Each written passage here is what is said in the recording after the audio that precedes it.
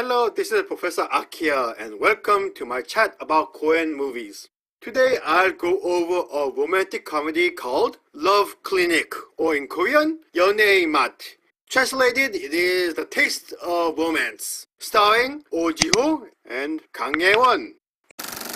Introduction. 크고 작은 게 중요한 게 아닙니다. 제가 전문가 입장에서 한 말씀 드리겠는데 그 나이에 남들 하는 거 못하면 그것도 병이거든요. The romantic comedy genre is the punching bag of hip modern movie criticism. It is very hard to find any critics who are not preaching solely to the female demographic that has a kind word to say about this genre. In addition, there is a tendency to interpret the decline of the romantic comedy genre in Hollywood as an evolutionary trend rather than just a market shift away from niche audiences. By niche, I mean gals. However, I think it is rather different. While there are definitely stinkers among the movies that fall into the romantic comedy genre, I do not particularly see it to be higher than any other ones. I know that the bulk of the stories of romantic comedies are not sophisticated or innovative. However, the same could be said of most movies made that do not consider itself a serious drama. I mean, none of the Marvel superhero movies are sophisticated or innovative in their stories. I mean, none. A reason I think that romantic comedies get a bad rap beyond the obvious female-focused snobbery is that they are not about the plot, but rather about the interactions between characters with heavy emphasis on the interaction and not the characters. Thus, in a lot of ways, plot just gets in the way. What I am saying is that the romantic comedies have their merits as a movie genre, and you should respect that. Today's talking subject, Love Clinic, does not help this cause at all. Really, it does not help at all. Talking about the plot. How should I describe the plot of this movie? The plot of Love Clinic can be said to epitomize the word cliché.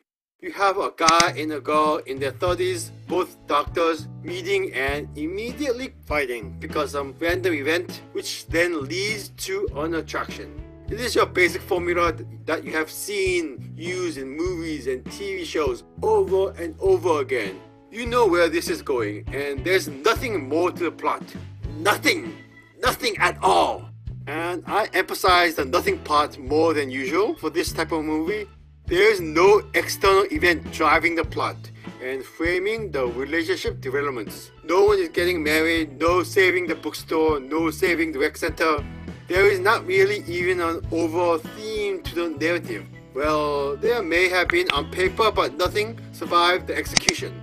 There's only the two leads going through their uninteresting, directionless lives acting like douches, which makes the movie feel like a slice-of-life type of story. Thus, this movie requires a sensitive touch regarding its rather mundane elements. However, Love Clinic is not that kind of movie. Do not expect that. Even for a romantic comedy movie, Love Clinic is filled with too many cliches and coincidences for a single movie to handle. This movie actually has not only one but two cliche gay sidekicks and contribute nothing to the plot other than being gay and being fabulous. Toss in a careless scattering of subjects including male erectile dysfunction, female daddy issues, psychological stress from a traumatic event, the shallow gag of having a female urologist and a male gynecologist, and also the gender politics of a serial rapist, and you will get Love Clinic. Oh, and I get to the gender politics a little bit later. Likeable characters wanted. As I previously said, romantic comedy movies are about the character interactions with the emphasis on interaction and not the character. However, while they do not need to have depth, the characters need to be likable or at least interesting. Love Clinic does not have any. There are several reasons why the characters here are not likable, with one being that both characters are petty and just argue over and over in not interesting and too cliche ways for too long. All of these do not add to getting charmed by the characters. Oh, and you may ask why too long? This is a 101-minute movie after all. This is not really too long for a rom-com. The plot of Love Clinic is lopsided, with the first act taking about 65 minutes in total. You basically have the two leads meet and go at each other like cats and dogs for the whole time, and the execution is rather lackluster. This means that the remaining two acts are stuffed into the remaining 30 minutes or so don't expect any proper character developments. While I like a good bickering couple as much as the next person, this is simply too much. For the first hour or so, you just want them to get hit by a car or something, and the casting of the characters does not really help this issue. Talking about the casting. What watching tons of Korean dramas and reviewing them has shown me is that the right casting can cover up a lot of cliché and lackluster writing. This is true even for movies. Just think of Korean Locker Girl from 2015. I reviewed it previously, look it up in any case. That movie was purely about casting. The other stuff is just basic, but the casting of Love Clinic is rather baffling. I do not know who thought Oh Ji-ho and Kang Ye-won could carry a romantic comedy movie.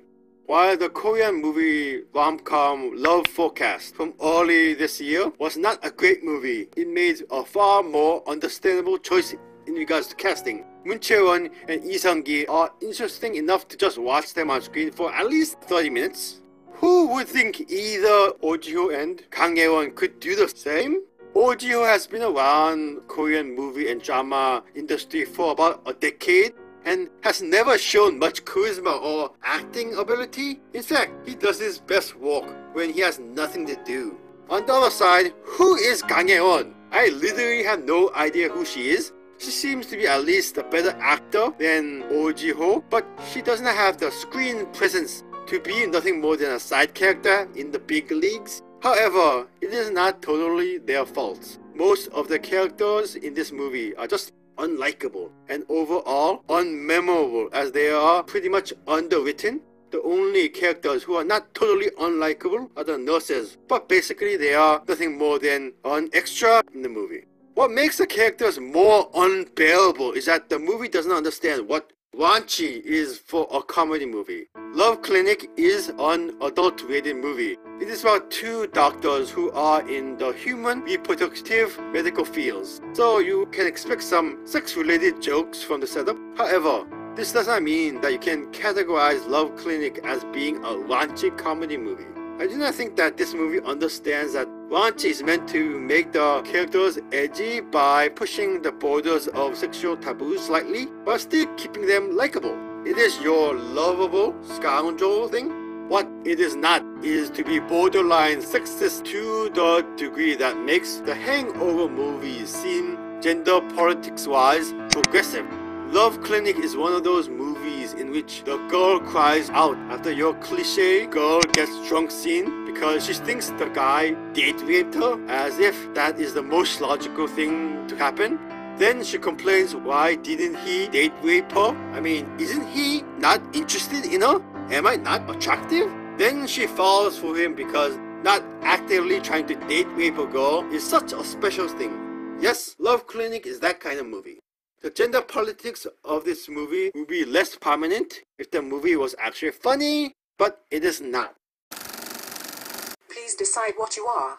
Tone-wise, Love Clinic is all over the place in terms of its comedy. Overall, it is close to being a dramedy, which is more of a drama with humorous elements. However, the discourse between the two leads in the long first act feels like a lackluster screwball comedy. In addition, the coincidence-filled plot and the overblown physical reactions of the characters feels more like a slapstick comedy.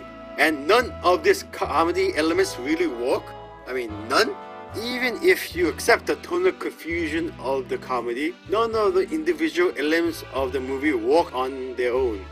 For example, there are two montages in the movie, and I have never seen a montage executed this poorly for a while now. Oh, and considering the whole tonal confusion thing, there's no real reason why Love Clinic had to be an adult-rated movie. I didn't mean that the ratings board did a poor job. This is an adult rated movie. There are about 4 softcore porn level scenes in which the movie shows most of what you want to see in a softcore porn movie, except for bush. What I mean is that there's no reason for those scenes to be in this movie at all. While this movie is meant to be a sex comedy, the main characters are far from having sex throughout the whole movie. They are as chaste as snow is white. Do not expect any kind of nudity from your leads. I mean, they cannot even kiss decently. So what is with those softcore comments, you may ask? You are given those scenes courtesy of a side female character played by Ju-Hee. On paper, she's meant to be a romantic rival, but she has almost no impact on the plot or the main character's relationship. You could just cut her out of the whole movie, and the movie itself would not change other than it would get a PG-13 rating easily. All of the sex scenes just involve her and basically an extra who has about 2 lines in the total movie. As a guy, I appreciate some softcore porn in my movies. It is just weird how much Ju-Hee's character and her nudity-filled subplot has no impact on the actual plot or the character of this movie. I would just cut those scenes out to bring home with me, and the rest of the movie could just be tossed in the trash. The conclusion. The director Kim Dong-won has directed 4 movies over the last 15 years, with the most prominent being R2B Return to Base from 2012. He wrote the screenplay for that movie and this movie. And the Top Gun ripoff R2B was extremely poorly written. Love Clinic is not an exception. It's yuck. I personally do not get who is letting this guy keep making movies, and even more so letting him write. Love Clinic is meant to be a raunchy romantic comedy. However, it is just sexist and not raunchy. It is not particularly romantic. The biggest sin of this movie is that it is boring and not funny. What else can be said of a romantic comedy at all? As a person who has seen more romantic comedies than many people's lifetime movie viewing experience, I would say pass on this one. You would be far less irritated by watching a Hallmark Channel movie, or just watch Love Forecast. While that is not a good movie, Love Forecast has enough to be at least interesting. In regards to Love Clinic, no one will remember it in 3 months other than the edited sex scenes floating around on YouTube. Those last for a long time. I gave Love Clinic from 2015 a grade of a D+, or a 3 out of 10. So thank you for coming to my talk about this movie. Please come again and have a nice day.